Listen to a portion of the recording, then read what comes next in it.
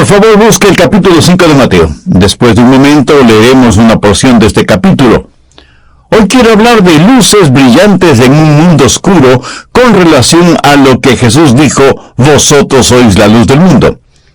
En un programa anterior hablé de la sal, hoy hablaré de la luz. Ahora quiero que note que cuando la sal es aplicada, penetra y desaparece. La luz se produce desde adentro y aparece. La sal habla de carácter, mientras que la luz habla de testimonio. Y el mundo necesita ambas cosas, penetración e iluminación, o sea, carácter y confesión. Bien, veamos Mateo 5 desde el verso 14. Vosotros sois la luz del mundo. Una ciudad asentada sobre un monte no se puede esconder. Ni se enciende una luz y se pone debajo de un almud, sino sobre el candelero, y alumbra a todos los que están en casa. Así alumbre vuestra luz delante de los hombres, para que vean vuestras buenas obras y glorifiquen a vuestro Padre que está en los cielos. Recuerde que esto es parte del Sermón del Monte, dicho por el Señor Jesucristo a sus discípulos a orillas del mar de Galilea, y Jesús les dice, vosotros sois la luz del mundo. Recuerde que Jesús no está en Atenas hablando a los filósofos, no está en Roma hablando a los militarmente poderosos. Está hablando a sus discípulos y a la gente que le escuchaba, la mayoría de ellos pescadores y sin mayor educación, con las debidas excepciones. Y les dice, vosotros sois la luz del mundo. O esta fue una de las más grandes declaraciones que él hizo, o la más grande demostración de megalomanía, al decir algo que es absolutamente absurdo y ridículo. Se puede imaginar a los discípulos mirándose unos a otros, sorprendidos como preguntándose, ¿que nosotros somos la luz del mundo? Pero eso fue exactamente lo que Jesús dijo. ¿Sabe cómo Dios intenta que su trabajo sea hecho hoy en este mundo? Pues haciendo realidad lo que Jesús dijo a sus discípulos, vosotros sois la luz del mundo. Y en este vosotros está incluido usted, mi estimado amigo o amiga, si es que es un creyente en el Señor Jesucristo. Lo que sucede es que muchas veces los creyentes no entienden eso. De alguna manera pensamos que esto de ser la luz del mundo es para algunos solamente, y eso no es cierto. El plan de Dios es usar gente común y corriente, como usted o como yo, para por medio de nosotros, personas ordinarias, realizar cosas extraordinarias. Nuestro mundo moderno se enorgullece de que ahora vivimos en una época iluminada. Tenemos gente multimillonaria, poderosa e influyente. Tenemos notables científicos y extraordinarias estrellas. Pero mire lo que Pablo dice con un sentido de sarcasmo en 1 Corintios 1:20. ¿Dónde está el sabio? ¿Dónde está el escriba? ¿Dónde está el disputador de este siglo? ¿No ha enloquecido Dios la sabiduría del mundo? En días pasados estuve pensando en la tecnología de nuestra época. La tecnología de hoy era la ciencia ficción de cuando yo era un pequeño. Los primeros carros fabricados ni siquiera tenían radio o luces direccionales. Ahora, en cambio, vienen equipados con computadoras, sistema orbital posicional, casi todo es automático, y muchas cosas pueden funcionar a control remoto. Y con una orden verbal, hasta le pueden decir a la computadora la clase de música o programas que quiere escuchar.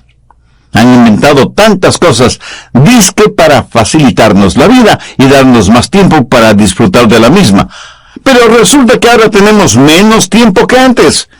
Y parece que también tenemos más problemas que antes. En otras palabras, nos estamos hundiendo poco a poco. Pero vivimos en una civilización iluminada. La pregunta es, si somos tan inteligentes, tan listos, tan creativos, si somos personas con tanto conocimiento, ¿por qué tenemos los problemas que tenemos? ¿Por qué enfrentamos tantas dificultades? Y cada día aparece alguien con nuevas ideas a reemplazar las ideas de hace solo unos pocos años atrás, porque dicen que las nuevas ideas son mejores. Pero la triste realidad es que nos seguimos hundiendo porque hemos sustituido la sabiduría por el conocimiento. El otro día encontré un pequeño pero interesante artículo periodístico, no sé quién lo escribió, pero revela una triste realidad actual. Dice, El hombre moderno ha decidido abolirse a sí mismo, creando su propio aburrimiento, brotado de su propia afluencia. Ha creado su propia vulnerabilidad como resultado de su propia fortaleza. Ha creado su propia impotencia debido a su erotomanía. Él mismo está tocando la trompeta que derrumbará las murallas de su fortificada ciudad. Y habiéndose convencido que hay muchos seres humanos, usa escalpelos y jeringas y píldoras para que haya menos seres humanos. Y habiéndose educado él mismo hasta la imbecilidad, y habiéndose contaminado y drogado hasta la estupefacción, mata al viejo y cansado brontosaurio en el cual se ha convertido y deja de existir. Jesús les dice, no a estadistas o filósofos, sino a gente común, vosotros sois la luz del mundo. Y eso es la maravilla del Evangelio. En Lucas 10:21 Jesús dijo, yo te alabo, oh Padre, Señor del cielo y de la tierra, porque escondiste estas cosas de los sabios y entendidos, y las has revelado a los niños. ¿Sabe cuál es la sabiduría de Dios? Busque 1 Corintios 1:21. Pues ya que en la sabiduría de Dios, el mundo no conoció a Dios mediante la sabiduría, agradó a Dios salvar a los creyentes por la locura de la predicación. ¿Qué es lo que está diciendo? El apóstol dice que predicaba a Cristo crucificado, por quien tenemos la sabiduría de Dios, por medio de quien somos la luz del mundo, por medio de la cruz, aún los niños pueden conocer el corazón de Dios. ¿Hay sabiduría más grande que el conocer el corazón de Dios? Y aunque a nosotros los adultos nos parezca una cosa imposible, aún los niños que conocen a Dios pueden entender los misterios de la vida y de la muerte. Ahora, el que nosotros seamos la luz del mundo, esto es algo que el mundo no entiende. Para el mundo nosotros no contamos. El mundo pone énfasis en la belleza física, en las bravuconadas, en el conocimiento y en el dinero. No en ese orden necesariamente. En cambio, Jesús pone el énfasis en el carácter. Vosotros sois la luz del mundo. ¡Cuán estupendo es eso! Cuando Dios me dio el privilegio de estar en Moscú, tuve el honor de predicar el Evangelio del Señor Jesucristo en un hermoso teatro para conciertos. Algunos de los líderes de la ciudad de Moscú estuvieron allí, y cuando terminé de predicar, subieron a la plataforma para conversar conmigo. Uno de ellos se acercó y me dijo, soy un filósofo y soy miembro de la Sociedad Filosófica. ¿Podría dar una conferencia para nuestros socios? Yo le contesté, gracias por esa honrosa invitación, pero mi agenda está completamente llena. Lo siento mucho. Él me dijo, Dr. Rogers, ¿me permite hacerle una pregunta? Claro que sí, hágala. Bueno, me parece a mí que hay dos ecologías, la más alta y la más baja. ¿Está de acuerdo conmigo? Sí, señor.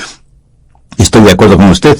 Y mi interlocutor prosiguió, parece que hay una constante lucha entre la ecología alta y la baja.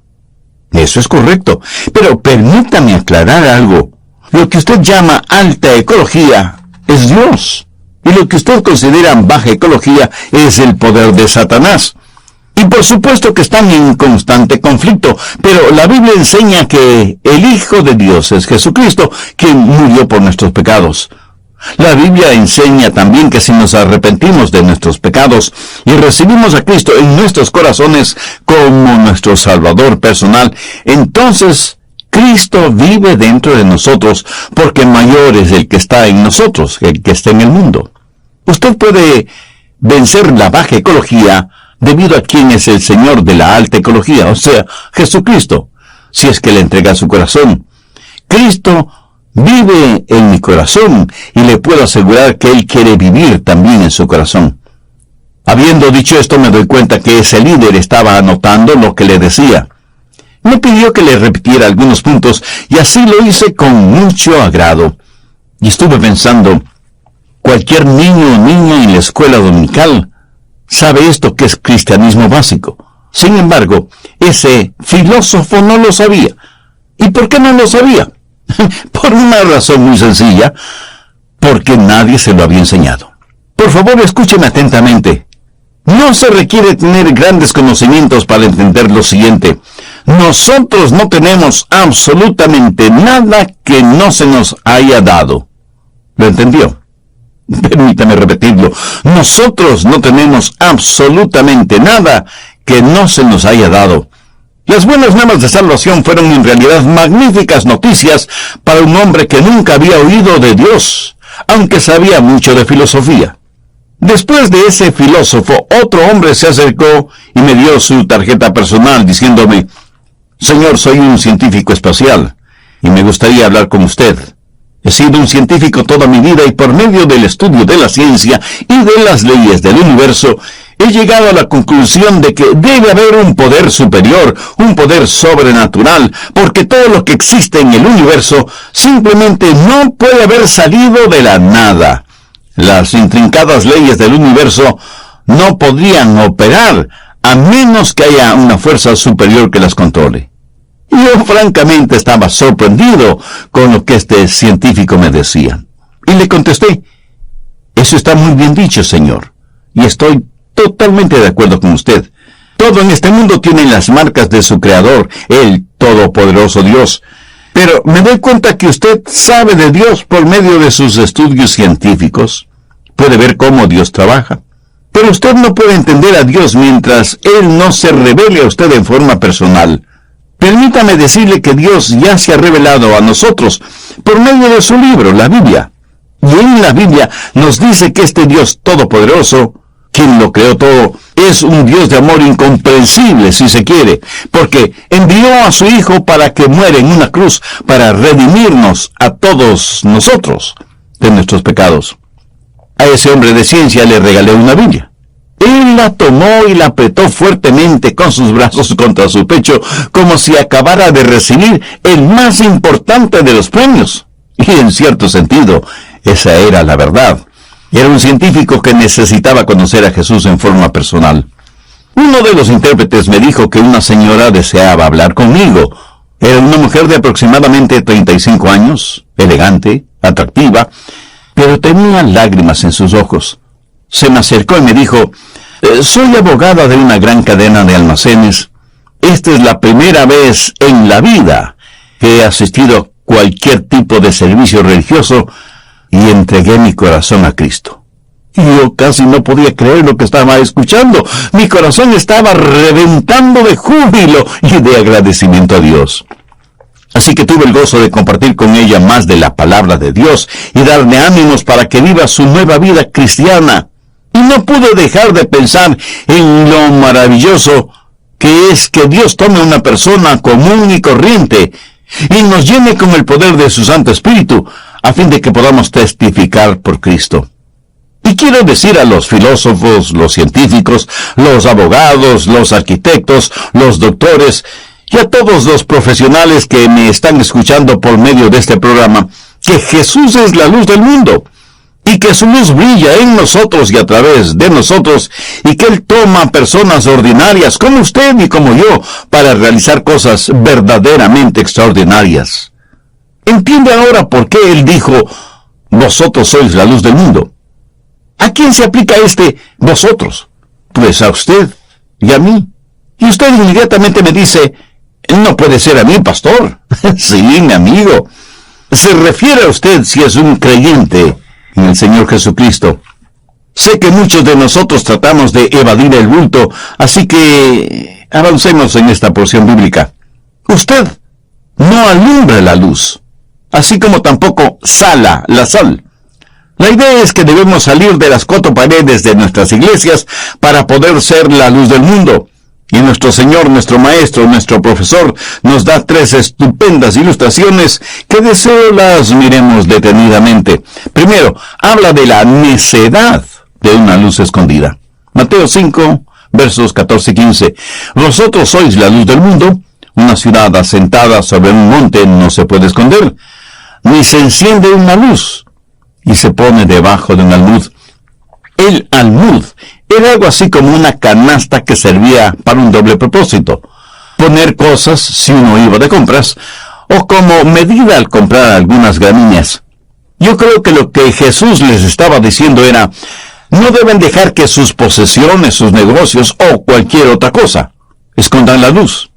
En otras palabras, ¿de qué sirve tener una luz prendida y taparla con una canasta?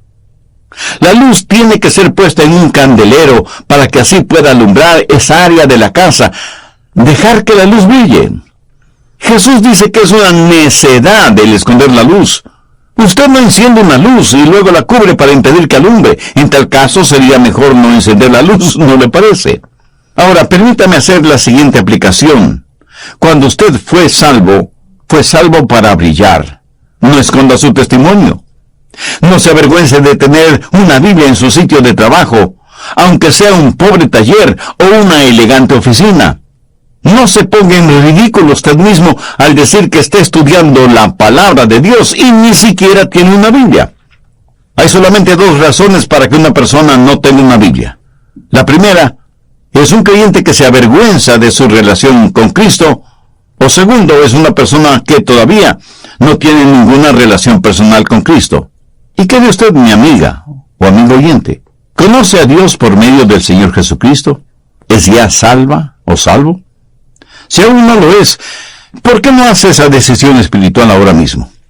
Le invito a orar conmigo la siguiente oración, pero ore sinceramente, con fe, con profunda convicción.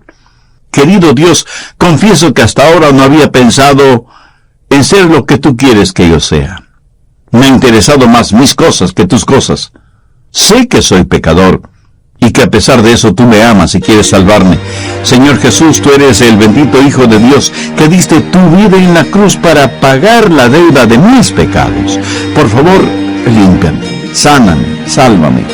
Ven a morar en mi corazón este mismo momento como mi Salvador y mi Señor, y ayúdame a vivir una vida digna de ti y de los hombres. Lo pido en tu santo nombre. Amén.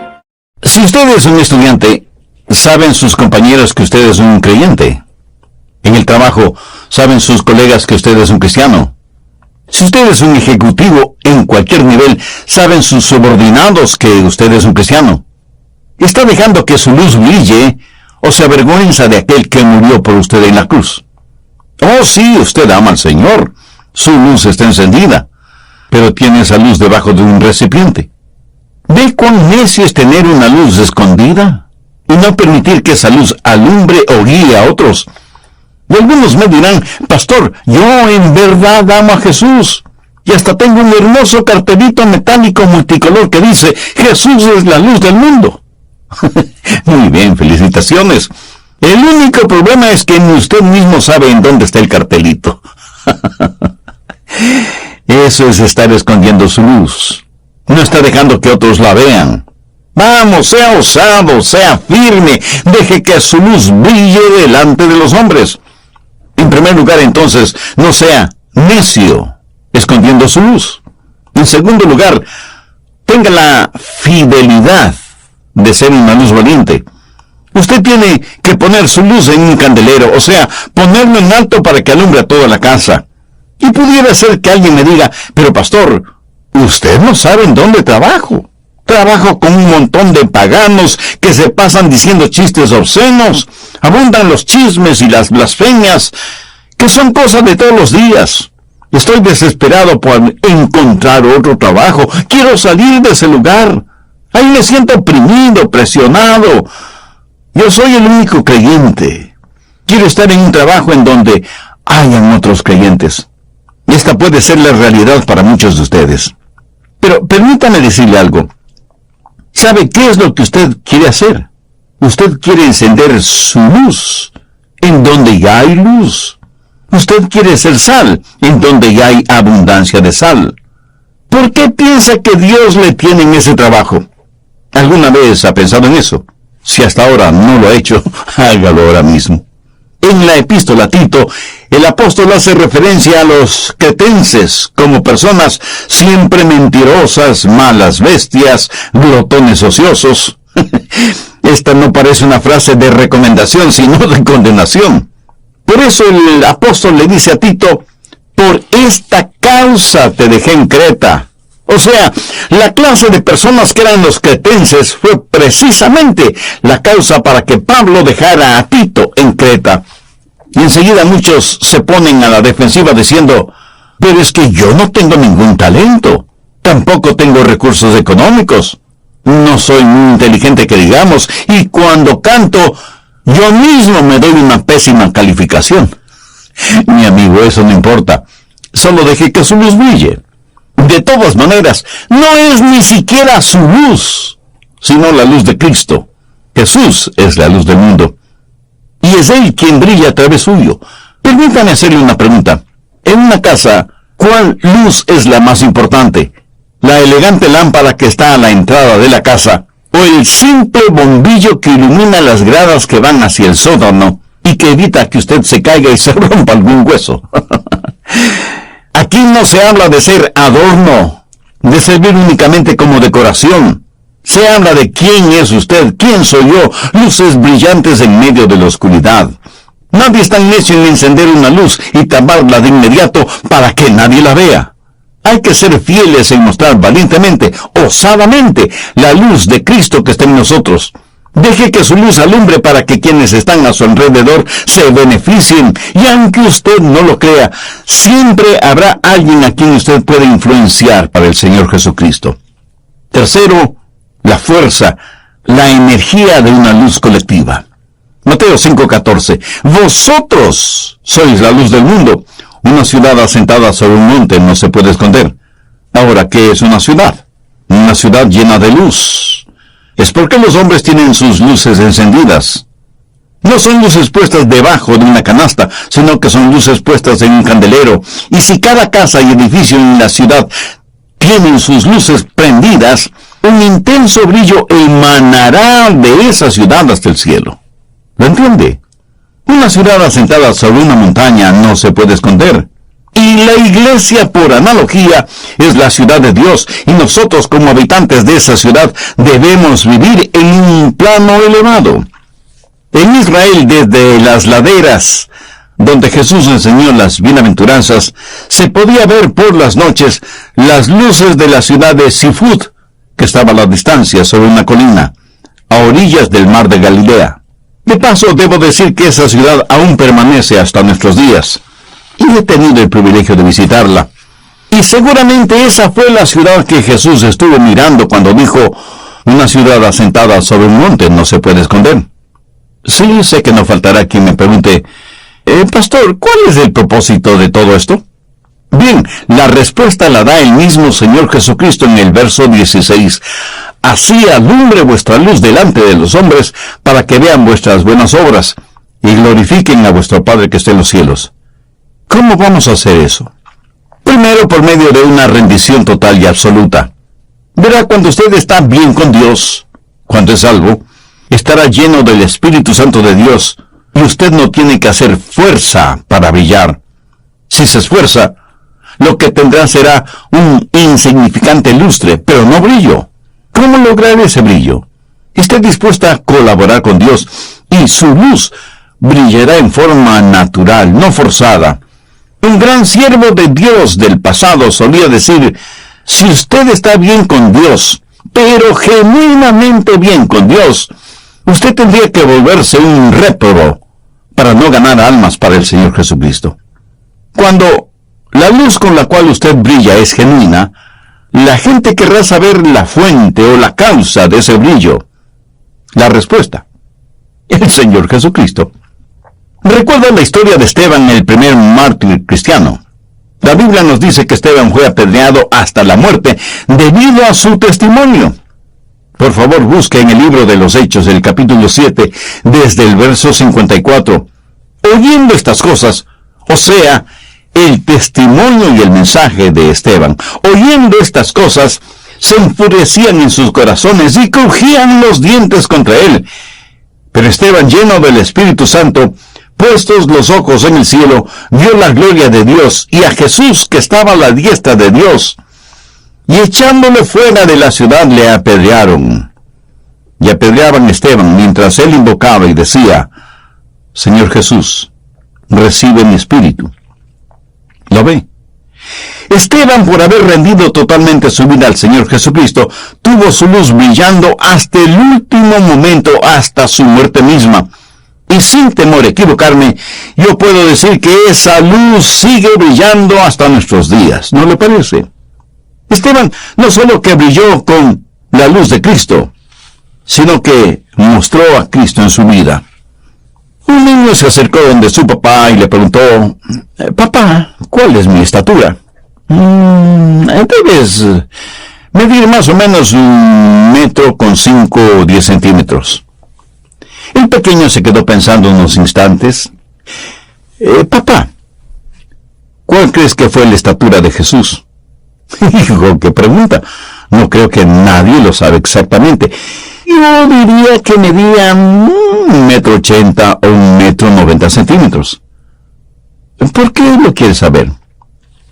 «Mira, porque si Jesús vive en mí, y como Él es más alto que yo, todos lo verán primero a Él, y eso es genial. ¿No te parece, papá?» La teología de los niños, prácticamente irrefutable. Entonces, para que su luz brille, debe haber rendición. Sencillamente dígale: «Aquí estoy, Señor Jesús, a tus órdenes». Y el Cristo que está en usted será completamente visible a los demás, porque Él es más grande que usted.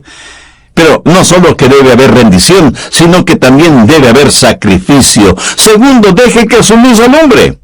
Un fósforo, una vela, una lámpara no pueden alumbrar sin consumirse. En términos teológicos podríamos decir, sin sacrificio. De Juan el Bautista se dijo que era una luz brillante que se consumía. Si nosotros estamos listos a ser el combustible para el fuego del Maestro, entonces podemos entender lo que sucedió en el día de Pentecostés. Lenguas como de fuego se posaron sobre las cabezas de quienes estaban en el aposento alto y se volvieron como velas humanas para el Señor. Tercero, esté listo para el proceso de santificación. Mateo 5, verso 16. «Así alumbre vuestra luz delante de los hombres, para que vean vuestras buenas obras, y glorifiquen a vuestro Padre que está en los cielos». Eso es santificación, ser a la semejanza de Cristo. La vida que usted vive en Jesús, es Jesús viviendo en usted, y todo el mundo lo puede ver. Y entonces usted podrá decir con absoluta confianza lo mismo que dijo Pablo en Gálatas 2:20: «Con Cristo estoy juntamente crucificado, y ya no vivo yo, mas vive Cristo en mí. Y lo que ahora vivo en la carne, lo vivo en la fe del Hijo de Dios, el cual me amó y se entregó a sí mismo por mí». Hudson Taylor fue un gran hombre de Dios, quien fundó el movimiento misionero hacia China. Cuando de visita él regresó a los Estados Unidos, un reportero al entrevistarle le preguntó: «Señor Taylor, ¿sabía que le comparan a usted con el apóstol Pablo? ¿Cómo se siente al respecto?». Y Hudson Taylor le respondió: «Pues me siento muy mal, porque lo que yo quiero es recordarles de Jesús. Deje que los hombres vean sus buenas obras, lo cual solo es posible si Cristo está en usted». ¿Qué es el resultado de esta manera de vivir? «Y glorifiquen a vuestro Padre que está en los cielos». Estamos viviendo los tiempos finales. Según yo lo veo, estamos rodeados de tinieblas como nunca antes en la historia humana. Y aunque tenemos más ciencia, más habilidades, más tecnología, más conocimientos en general, con tristeza y pesar debemos reconocer que nuestro mundo está perdido en las tinieblas del pecado. Pero seguimos y seguiremos como hijos e hijas de Dios, proclamando que Jesús es la luz del mundo. Hace algunos años en Carolina del Sur hubo un gran incendio de una escuela. 70 niños perdieron la vida en ese incendio. Los habitantes del vecindario en donde estaba ubicada la escuela se unieron para ver qué podían hacer por la escuela, cómo podían ayudar. Pero el fuego era tan intenso que no pudieron rescatar a ningún niño. Hubo un padre que vio a su hijo en una de las ventanas del edificio que se quemaba. El hijo también vio a su padre y gritó: «Papá, papá, sálvame». El hombre quiso entrar en el edificio, desafiando las llamas, pero los bomberos se lo impidieron. Hubiera sido un suicidio. Mientras tanto, el niño, atrapado por las llamas, en ese salón de clases no dejaba de gritar: «Sálvame, papá, sálvame». Y el padre, con impotencia y desesperación, vio cómo su hijo se quemaba como si hubiera sido de papel. Noche tras noche, ese atormentado padre veía en su imaginación a su pequeño hijo envuelto en llamas, suplicándole que le salvara. Este mundo en el cual vivimos está pereciendo y agonizando lentamente. Y el mundo mira a la ciencia y le dice, ciencia, ¿puede salvarme? Y la ciencia le responde, no puedo salvarte. Puedo decirte cuán lejos está el Sol de la Tierra, o la distancia de aquí a la Luna, o a qué velocidad se desplazan los cometas en el espacio y cosas por el estilo, pero no puedo decirte cómo remover el pecado de tu corazón. Entonces el mundo se vuelve a la filosofía y le pregunta, ¿tú puedes salvarme? Y la filosofía le responde, no puedo salvarte.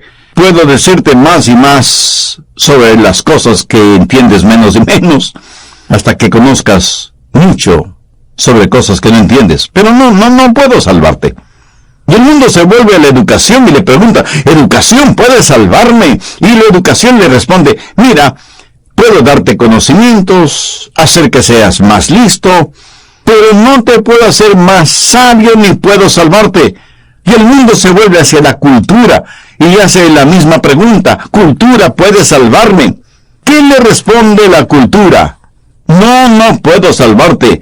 Todo lo que puedo hacer es que este mundo sea un mejor lugar desde donde te vayas al infierno, pero no puedo salvarte. Mi amigo, hay una sola persona que puede salvarnos, y Él es el todopoderoso Señor Jesucristo, la luz del mundo. A lo mejor en su hogar usted lo ha tratado todo y nada le ha dado resultado. En su vida personal usted lo ha tratado todo, absolutamente todo, sin ningún éxito. Ha tratado la religión, tratando de empezar de nuevo, hasta se ha hecho miembro de alguna iglesia, y las cosas siguen lo mismo de malas. ¿Sabe por qué? Porque nunca se ha inclinado, nunca se ha doblegado, nunca se ha humillado delante del Señor Jesucristo. Es más, usted nunca le ha recibido en su corazón. Y es a Jesús, y solamente a Jesús, a quien su corazón anhela. Su mente pudiera querer ciencia o filosofía o educación o cultura, pero su corazón anhela a Cristo. Permítame decirle que el mismo Señor Jesucristo que me salvó a mí cuando yo no era más que un jovencito, es el mismo Señor Jesucristo que quiere salvarle a usted, y Él le salvará ahora mismo, si es que usted deposita su confianza en Él. Él es la luz del mundo, pero quiere comenzar disipando las tinieblas de su corazón para que usted se vuelva su luz en el mundo. Si desea hacer una decisión espiritual ahora mismo, le invito para que allí en donde esté, haga una pausa en lo que esté haciendo y ore conmigo la siguiente sencilla oración. Pero ore con fe, con sinceridad, con convicción. Querido Dios, te agradezco que hoy, mediante este mensaje de tu palabra, has puesto luz en mi mente y en mi corazón. Sé que soy un pecador y que espiritualmente estoy perdido, y me acerco a ti en busca de tu perdón, de tu misericordia. Señor Jesús, deseo que seas mi luz. Sé que diste tu vida como sacrificio en la cruz del Calvario para pagar la deuda de mis pecados, y te agradezco por amarme de esa manera. Este momento, con profunda fe, te recibo como mi Salvador y mi Señor. Pido que me uses de acuerdo a tu voluntad y me hagas un instrumento útil y de bendición en tus manos. Lo pido en tu santo nombre. Amén. Místico, no sé quién es la luz del mundo. Cuán estupendo es eso. Cuando Dios me dio el privilegio de estar en Moscú, tuve el honor de predicar el Evangelio del Señor Jesucristo en un hermoso teatro para conciertos. Algunos de los líderes de la ciudad de Moscú estuvieron allí, y cuando terminé de predicar, subieron a la plataforma para conversar conmigo. Uno de ellos se acercó y me dijo, soy un filósofo y soy miembro de la Sociedad Filosófica. ¿Podría dar una conferencia para nuestros socios? Yo le contesté, gracias por esa honrosa invitación, pero mi agenda está completamente llena. Lo siento mucho. Él me dijo, Dr. Rogers, ¿me permite hacerle una pregunta? Claro que sí, hágala. Bueno, me parece a mí que hay dos ecologías, la más alta y la más baja. ¿Está de acuerdo conmigo? Sí, señor. Estoy de acuerdo con usted. Y mi interlocutor prosiguió, parece que hay una constante lucha entre la ecología alta y la baja. Eso es correcto, pero permítame aclarar algo. Lo que usted llama alta ecología es Dios, y lo que usted considera baja ecología es el poder de Satanás. Y por supuesto que están en constante conflicto, pero la Biblia enseña que el Hijo de Dios es Jesucristo, quien murió por nuestros pecados. La Biblia enseña también que si nos arrepentimos de nuestros pecados y recibimos a Cristo en nuestros corazones como nuestro Salvador personal, entonces Cristo vive dentro de nosotros, porque mayor es el que está en nosotros que el que está en el mundo. Usted puede vencer la baja ecología debido a quien es el Señor de la alta ecología, o sea, Jesucristo, si es que le entrega su corazón. Cristo vive en mi corazón y le puedo asegurar que Él quiere vivir también en su corazón.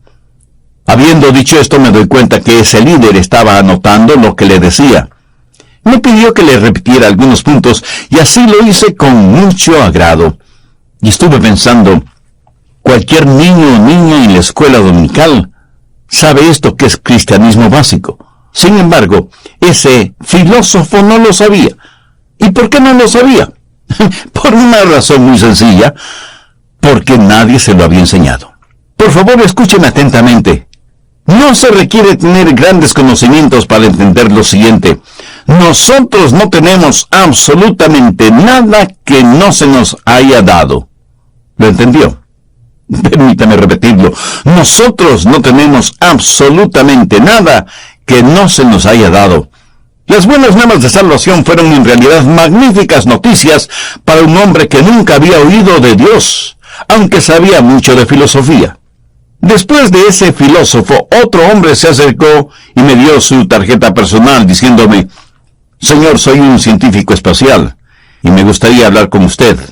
He sido un científico toda mi vida y por medio del estudio de la ciencia y de las leyes del universo, he llegado a la conclusión de que debe haber un poder superior, un poder sobrenatural, porque todo lo que existe en el universo simplemente no puede haber salido de la nada.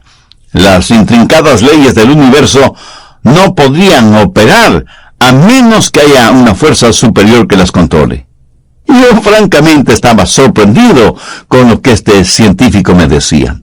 Y le contesté, «Eso está muy bien dicho, señor, y estoy totalmente de acuerdo con usted.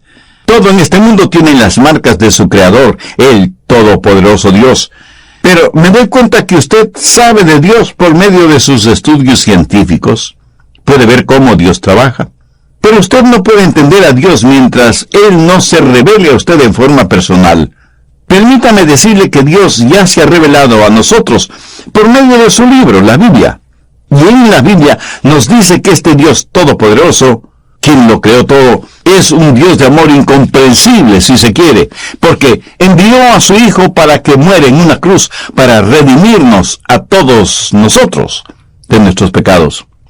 A ese hombre de ciencia le regalé una Biblia. Él la tomó y la apretó fuertemente con sus brazos contra su pecho, como si acabara de recibir el más importante de los premios.